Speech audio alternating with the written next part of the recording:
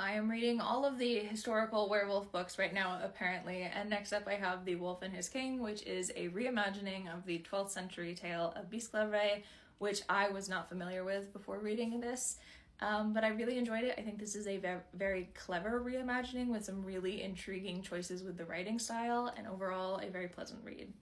I think this is a good one to go into relatively blind, so I'm not going to give a lot of information about the plot, but I will say I think the comp title set up kind of the wrong expectations for this book, because The Wolf and His King is first and foremost a retelling of this medieval tale from someone who is a scholar in medieval literature who is interested in exploring the ideas of monstrosity and identity through the frame of this tale. So it follows kind of the beats, from my understanding. I haven't read it, but from a little bit of research I did, it very much follows the beats of the story, and it's not about creating a new world or, creating a new tale kind of with similarities to that. It's very much about reimagining that story, giving more of a voice to some of the characters who don't have as much of a role in the original tale, and it is very well done for what it is, but I just think people may go into it with the wrong expectations, especially with this cover.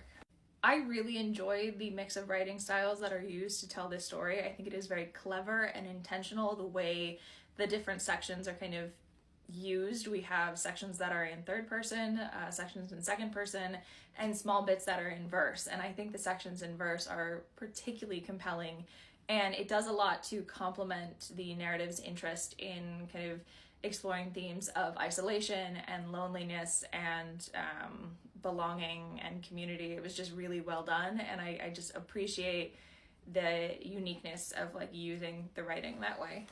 Bisclavret is also the only named character in the entire story, which I thought was very interesting and well done. It was never awkward, which I thought was quite impressive. I will say that I think the style of writing did keep me kind of at a distance from the characters at times, which is just kind of a trade-off, I think, with this kind of writing. And that's just a personal preference thing, but I still was completely captivated by this story.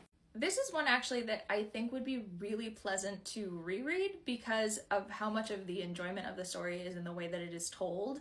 And it's just an enjoyable read. It's not reliant on it being surprising or new. It's just a good reading experience and an emotional tale following these characters and their struggles and their relationship. And I just was really captured by this story, and I highly recommend it.